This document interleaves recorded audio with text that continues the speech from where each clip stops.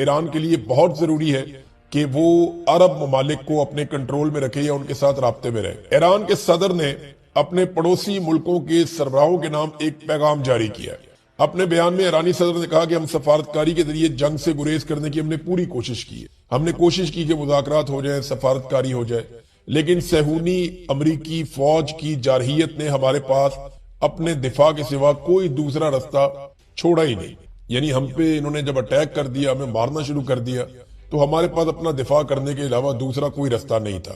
انہوں نے پڑوسی ملکوں کے سربراہوں کو مخاطب کرتے ہوئے کہا کہ ہم آپ کی خود مختاری کا احترام کرتے ہیں اور ہم یہ سمجھتے ہیں کہ خطے میں امن و استحکام یہاں کی ریاستوں کی مجموعی کوششوں سے ہی حاصل کیا جا سکتا ہے۔ یہ بڑی عقل مندی کی ہے۔ تمام عرب ممالک کو پیغام دیا کہ ہم آپ کی خود مختاری کا احترام کرتے ہیں، لیکن ہمارے پاس کوئی رستہ نہیں تھا امریکہ کو اور اسرائیل کو جواب دینے کے علاوہ، کیونکہ انہوں نے ہمیں دیوار کے ساتھ لگایا۔ ہم تو مذاکرات کرنا چاہ رہے تھے، ہم تو چاہ رہے تھے کہ سفارتکاری کے ذریعے سے مسئلہ حل ہو جائے، لیکن انہوں نے ایسا ہونے نہیں دیا۔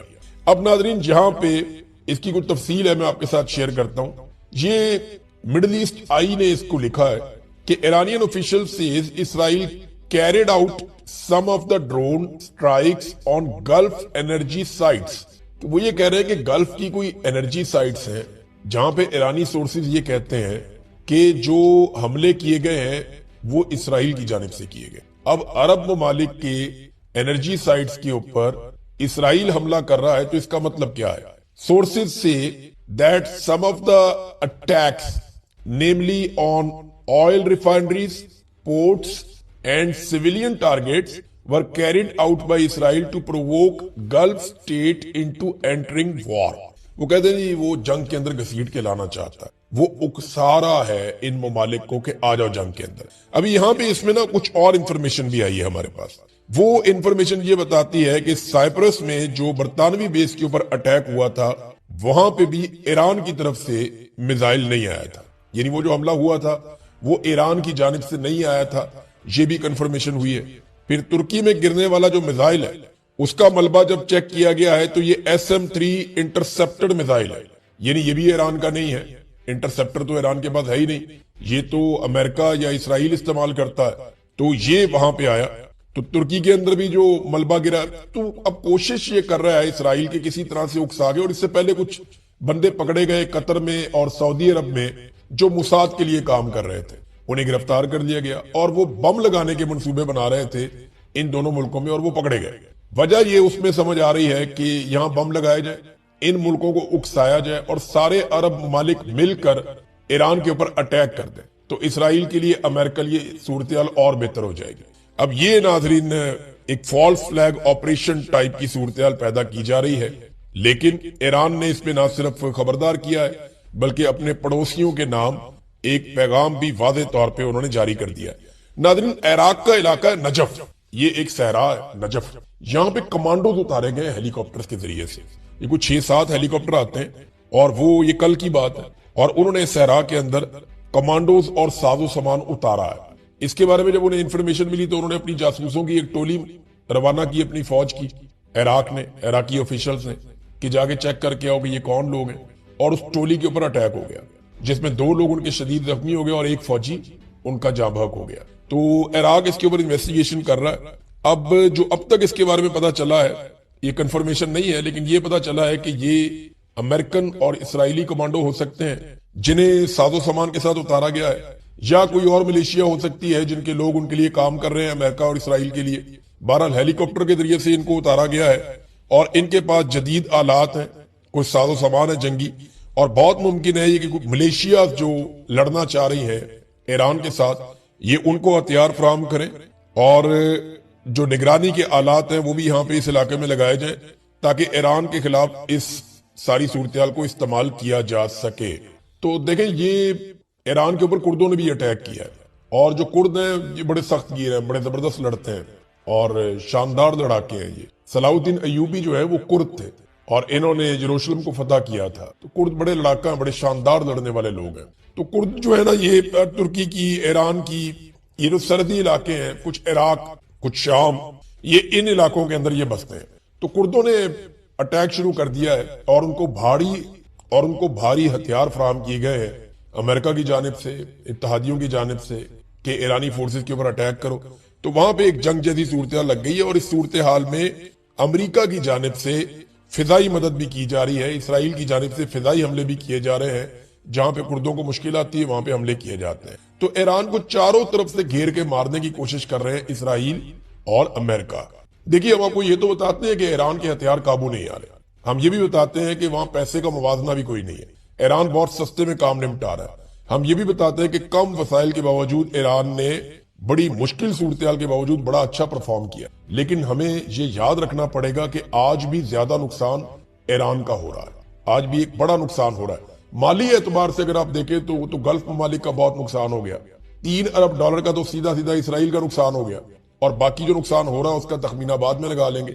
جو امریکنز کا نقصان ہو رہا ہے وہ آپ کے ساتھ ہے، اور جو کریڈیبلٹی ان کی جا رہی ہے، جو عزت ان کی خراب ہو رہی ہے وہ بھی آپ کے سامنے، امریکن طیارے بھی ایک ایک کر کے گر رہے ہیں۔ تو یہ امریکہ کے لیے بڑی شرمندگی والی صورتحال ہے۔ ناظرین، پیوٹن بھی اب میدان میں آگئے ہیں، کیونکہ دیکھیں جو انحصار ہے نا گیس کا یورپی یونین کا، یورپی یونین دیکھیں وہ بہت کام کرتے ہیں، ان کی بہت ساری فیکٹریاں چلتی ہیں، بہت سارا بزنس کرتے ہیں پوری دنیا میں۔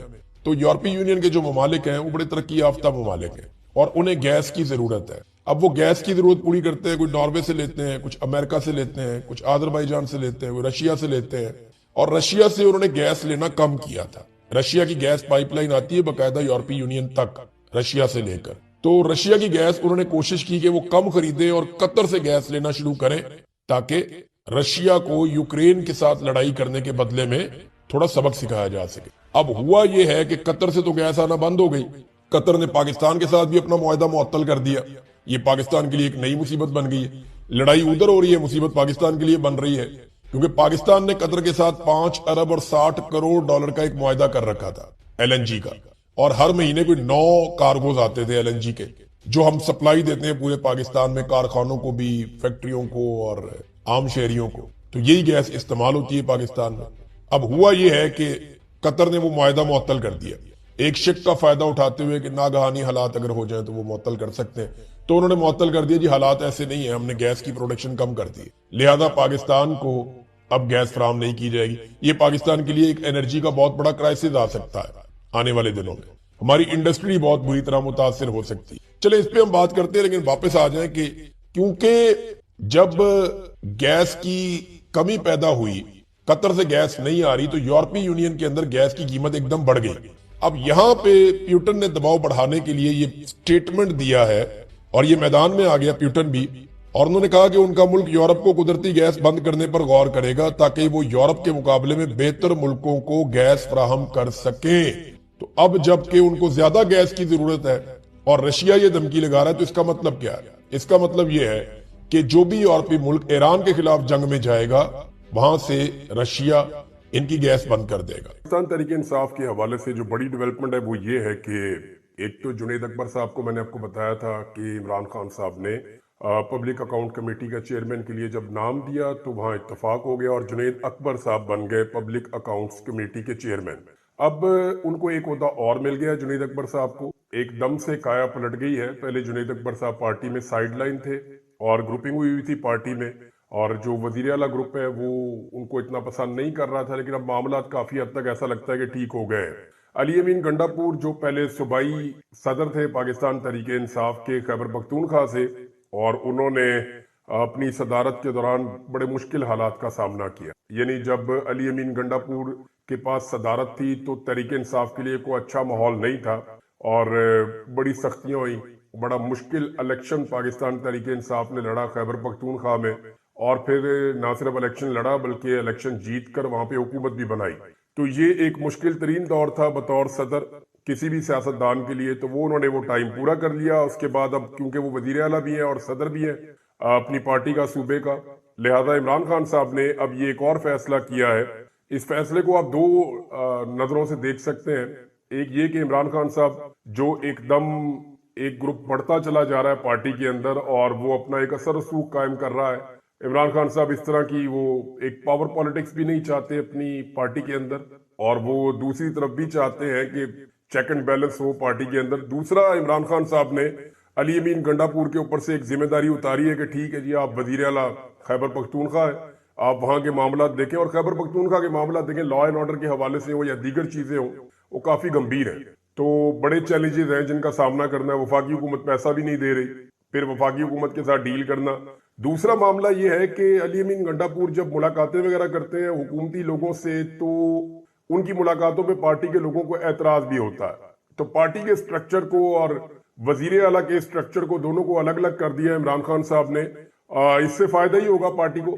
جنید اکبر صاحب ایک پرانے ورکر ہیں پاکستان تحریک انصاف کے، عمران خان صاحب کے دیرینہ ساتھی ہیں، اور یہ شروع سے یعنی اپنے گاؤں کی سیاست سے اوپر آتے آتے یہاں تک پہنچے ہیں، لہذا یہ ایک اچھا ایڈیشن ہو گیا ہے۔ انہیں تنظیم سازی کا ان چیزوں کا آئیڈیا ہے، تو جنید اکبر صاحب کو عمران خان صاحب نے ایک اور اہم ذمہ داری دے دی ہے، اور اس کے بارے میں جو پارٹی کے ذرائع وہ یہ کہہ رہے ہیں کہ یہ افہام و تفہیم کے ساتھ کام ہوا ہے، اس میں کوئی کسی قسم کی مخالفت نہیں ہے، لیکن جو کچھ چلتا رہا ماضی میں وہ سب جانتے ہیں۔ جنید اکبر صاحب نے ایک بڑی امپورٹنٹ بات کی ہے، انہوں نے کہا جی توشہ خانہ کا جو 50 سال کا ریکارڈ ہے وہ میں نکلواؤں گا۔ اب یہ توشہ خانہ کا اگر 50 سال کا ریکارڈ نکلے گا نا تو بڑا کمال ریکارڈ ہے توشہ خانہ کا بھی۔ یہاں لوگ جو ہے وہ اونے پونے چیزیں لے کر چلے گئے ہیں۔ پبلک اکاؤنٹ کمیٹی میں نے کو کہا نا، اس کے بعد اختیارات ہوتے ہیں، یہ ڈیٹا تک ایکسس کر سکتا ہے، ڈیٹا نکلوا سکتا ہے، سوالات پوچھ سکتا ہے، جواب مانگ سکتا ہے، معلومات تک اس کی رسائی ہوتی ہے، اس کے بعد اختیارات بھی ہوتے ہیں۔ تو بطور پبلک اکاؤنٹ کمیٹی کے چیئرمین کے توشہ خانہ کا ریکارڈ نکلوا لینا جنید اکبر صاحب کے لیے کوئی بڑی ڈیل نہیں ہونی چاہیے، لیکن یہ وہ ریکارڈ ہے جو ہائی کورٹس نہیں نکلوا پا رہی تھی، اگر آپ کو یاد ہو تو۔ ججوں نے بیچاروں نے بڑی کوششیں کی، لیکن توشہ خانہ کا ریکارڈ ججوں کو نہیں مل رہا تھا۔ یہ حالات بھی ہم نے دیکھے، لیکن اب یہ جنید اکبر صاحب کا پہلا بڑا چیلنج ہے جو انہوں نے خود لے لیا ہے کہ وہ توشہ خانہ کا ریکارڈ سامنے لے کر آئیں گے۔ توشہ خانہ میں جو ہے وہ تحائف لینا جائز ہے کہ آپ ایک مخصوص قیمت ادا کرتے ہیں، جیسے عمران خان نے کی، جیسے ماضی میں کچھ اور لوگوں نے کی، جیسے شاہ محمود قریشی نے کی، لیکن کچھ چیزیں لینا ناجائز ہے، جیسے کہ گاڑیاں۔ لیکن نواز شریف نے اور زرداری نے، ان لوگوں نے گاڑیاں نکلوائیں توشہ خانہ سے جو رولز کے خلاف تھا، لہذا یہ ساری چیزیں بھی سامنے آئیں گی۔ مریم نواز کی بھی ایک گاڑی کے چرچے ہیں، وہ بھی سامنے آئے گی۔ دیکھنا یہ ہے کہ کس نے توشہ خانہ پہ کتنا ہاتھ مارا۔ اب اگر عمران خان کی حکومت آ جائے کل کو تو ان کو بھی چاہیے کہ سارا ریکارڈ پبلک کرے، اور صرف یہ سیاست دانوں کا نہیں کرنا چاہیے، بیوروکریٹس کا کرنا چاہیے، ملٹری اسٹیبلشمنٹ کا کرنا چاہیے، ججوں کو، جرنیلوں کو کتنے تحفے ملے، اور وہ تحفے جو ہے وہ انہوں نے کتنی قیمت میں حاصل کیے، اور وہ قیمت کیسے ادا کی گئی، یہ ساری چیزیں بھی آنی چاہیے۔ اب سارا ملبہ جو ہے وہ سیاست دانوں پہ تو نہیں ہمیشہ گرنا چاہیے۔ بہرحال یہ اب دیکھ لیتے ہیں کہ اس میں کیا ہوتا ہے۔ علی امین گنڈا پور صاحب کے حوالے سے جو ہے نا وہ کچھ کنٹروورسیز بھی ہیں، خاص طور پہ جو ڈی چوک میں 2 مرتبہ ان کے ساتھ ہوا، اس حوالے سے علی امین گنڈا پور صاحب کے سامنے بہت بڑے بڑے سوالات کھڑے ہیں کہ دونوں مرتبہ وہ اپنے لوگوں کو چھوڑ کر چلے گئے۔ ایک مرتبہ تو انہوں نے بہت سارے پہاڑ کراس کر لیے جو کوئی اچھا خاصا ایتھلیٹ وہ نہیں کر سکتا، اور یہ چیزیں ان کے سیاسی مخالفین ان کے خلاف استعمال کر بھی رہے ہیں اور آئندہ بھی استعمال ہوتی رہیں گی۔ یہ بات جو سیاست کو جانتا ہے اس کو اچھی طرح پتا ہے۔ اچھا جی، عالیہ حمزہ صاحبہ کو پنجاب میں اہم ذمہ داریاں ملنے کا امکان ہے، یہ بات جو ہے وہ کی ہے جناب سلمان اکرم راجہ صاحب نے، اور انہوں نے یہ کہا کہ عمران خان صاحب نے یہ فیصلہ کیا اور ہم بیٹھ کر یہ فیصلہ کریں گے کہ عالیہ حمزہ صاحبہ کو پنجاب میں کیا اہم ذمہ داریاں دینی ہیں۔ اب عالیہ حمزہ صاحبہ سے بھی بات کی جائے گی، کیونکہ اب تنظیم سازی کا عمل جو ہے وہ بھی ہے، اور آگے جو ہے وہ پارٹی کے اندر نئے لوگوں کی انڈکشن بھی ہے۔ تو اس میں پاکستان تحریک انصاف کو جیسے ہی روم ملے گا، انہیں تھوڑا سا ان کو سپیس ملے گا، تو وہ اپنی پارٹی کو آگے بڑھائیں گے، کیونکہ پارٹی اتنی بڑی ہو گئی ہے کہ اس کی بہت بڑی اب ایک تنظیم بھی چاہیے ہوگی، لہذا ایک نیا سٹرکچر پاکستان تحریک انصاف میں بنے گا۔ عالیہ حمزہ کی جو قربانیاں ہیں وہ کسی سے ڈھکی چھپی نہیں ہے، بیمار ہونے کے باوجود انہوں نے بڑی سخت جیل کاٹی ہے اور بڑی تکالیف برداشت کی ہیں، ان کے بچوں نے، ان کی فیملی نے، خود عالیہ حمزہ نے، لگاتار ان کے اوپر جتنی فسطائیت اور ظلم تھا پنجاب کے اندر، اور یہ شریف خاندان کے ایما کے اوپر تھا، کیونکہ انہیں خطرہ تھا کہ ان کی ایک مضبوط سیٹ جو ہے وہ عالیہ حمزہ چھین لیں گے، اور وہاں پہ اب مقبولیت بالکل نہیں ہے ان کے پاس۔ جب بھی فری اینڈ فیئر الیکشن ہوگا، عالیہ حمزہ ان کو ناکوں چنے چبوا کے وہ سیٹ اس وقت تو جیتنے کی پوری پوزیشن میں ہے۔ تو یہ عالیہ حمزہ صاحبہ کے حوالے سے بھی ایک خبر ہے۔ اور دوسرا، مذاکرات کی بیٹھک کے لیے عمران خان صاحب نے ایک شرط عائد کی ہے، یعنی مذاکرات تو آلموسٹ ختم ہو گئے ہیں، اب وہ کہتے ہیں کہ جی نو کمیشن، نو مذاکرات۔ یعنی ہم کوئی مذاکرات آپ سے نہیں کریں گے جب تک کہ آپ کمیشن نہیں بنائیں گے. یہی بیرسٹر گور نے کہا, یہی ساری پارٹی نے کہا کہ حکومت اناؤنس کرے کہ حکومت کمیشن بناتی ہے تو ہم حکومت کے ساتھ بیٹھ جاتے ہیں. اب اس میں حکومت نے بھی مشروط آمادگی ظاہر کی ہے رانا ثناء اللہ کے منہ سے. رانا ثناء اللہ وزیر اعظم کے سیاسی امور کے مشیر ہیں, تو رانا ثناء اللہ نے کہا کہ جناب ٹھیک ہے ہم کمیشن بناتے ہیں لیکن اس کے اوپر کچھ ٹی او آرز کے معاملات ہیں اور کمیشن کن بندوں پہ ہوگا. اب وہ ان چیزوں کی طرف جا رہے ہیں. یعنی حکومت ایک ایسا کمیشن بنانا چاہتی ہے کہ جو اتنا کمزور کمیشن ہو جیسے قاضی فائز عیسیٰ, یعنی ایسا کمیشن بنانا چاہتی ہے کہ اپنے ہی جج بٹھا دیں, اپنا ہی فیصلہ مسلط کر دیں, اپنی مرضی کے ٹی او آر لے آئے اور حکومت اپنی مرضی سے اپنے آپ کو اور اپنی سہولت کاروں کو کلین چٹ دلوا دے. تو ان کی کوشش یہ ہے, وہ یہ شرط دے رہے ہیں. جبکہ پاکستان تحریک انصاف کی شرط یہ ہے کہ کمیشن بنانے کا آپ اعلان کریں, 28 جنوری کو آ کے ہم بیٹھ جائیں گے, لیکن آپ پہلے اعلان کریں کہ آپ کمیشن بنا رہے ہیں پھر آ کر بیٹھیں گے, ورنہ نہیں بیٹھیں گے. پھر ایک اور شرط ابھی سامنے آئی ہے اور یہ سلمان اکرم راجہ صاحب نے یہ کہا کہ عمران خان کی ہدایت کے مطابق ہم 28 جنوری کے مذاکراتی دور میں اس وقت تک نہیں بیٹھیں گے جب تک مذاکراتی کمیٹی اور عمران خان کی ملاقات نہ ہو جائے. اب مذاکراتی کمیٹی کو بھی عمران خان سے ملوانا پڑے گا. 2 دن باقی ہیں, یعنی 26 اور 27, کل اور پرسوں کے 2 دن ہیں. ایک دن اتوار کا, ایک دن پیر کا ہے. منگل والے دن کمیٹی کو بلایا ہوا بیٹھنے کے لیے. اب سلمان اکرم راجہ صاحب کہہ رہے ہیں کہ جناب عمران خان سے تفصیلی بات چیت ہوئی ہے, عمران خان اس چیز سے باخبر ہے کہ گولی چلی, فسطائیت کا ماحول ہے, ہمارے مطالبات کا مذاق اڑایا گیا, ہم پاکستان کے لوگوں کو بتائیں گے کہ اس دن کیا ہوا. وہ کہتے ہیں گولی نہیں چلی, ہمارے شہداء ہیں اور زخمی بھی ہیں. اچھا اب ایک چیز میں آپ کو بتا دوں, پاکستان تحریک انصاف کی, میں عمران خان کی بات نہیں کر رہا, وہ تو جیل میں ہے, لیکن پاکستان تحریک انصاف کے باہر جو فیصلہ ساز ہیں اور جو پاکستان تحریک انصاف کی جو قیادت باہر موجود ہے, میں بڑا کلیئرلی اور اوپنلی یہ بات کر سکتا ہوں کہ سانحہ ڈی چوک میں جو کچھ بھی ہوا اس کے اوپر ان کا موقف کمپرومائز ہے. یعنی ابھی تک جو ان کی ایفرٹ ہے وہ بڑی کمزور نظر آتی ہے. اگر ان کے اپنے گھر سے کوئی بندہ مر گیا ہوتا تو یہ کیا اتنے ہی سکون سے بیٹھے ہوتے جتنا کارکنوں کی شہادت کے اوپر یہ سکون سے بیٹھے ہوئے. یعنی ان کا بیچاروں کا کیس لگتا ہے عدالت کے اندر, ان کے MNAs, MPAs, ministers, senators, یہ وہ کیس سننے کے لیے بھی نہیں جاتے, اس کی سماعت کے اوپر بھی نہیں جاتے. ہونا تو یہ چاہیے کہ وزیر اعلیٰ خود پہنچے, جو آدمی لے کر آیا تھا سارے لوگوں کو, جس کے لانے کی وجہ سے وہاں پہ لوگ مارے گئے, اس کو خود عدالت میں آ کر کھڑے ہونا چاہیے کہ میں آیا تھا ان لوگوں کو لے کر, ریاست نے انہیں گولیاں ماری ہیں, مجھے انصاف دو. وزیر اعلیٰ کو کھڑا ہونا چاہیے, اس کی کیبنٹ کو کھڑے ہونا چاہیے, سارے کے سارے ایم این ایز کو اور سینیٹرز کو کھڑے ہونا چاہیے. لیکن یہ اپنے لوگوں کے ساتھ کھڑے نہیں ہوتے. ابھی تک کوئی 1 انچ بھی یہ حاصل نہیں کر سکے, نہ سی سی ٹی وی فوٹیج, نہ اسپتالوں کا ریکارڈ, نہ کوئی ایف آئی آر, نہ لاپتہ افراد کے حوالے سے کوئی ڈیٹا, نہ ان کے گھر والوں کے انٹرویوز, نہ ہائی کورٹس کے اندر پٹیشنز, کوئی چیز یہ لوگ نہیں کر سکے. تو ایسا لگتا ہے کہ عمران خان کی غیر موجودگی میں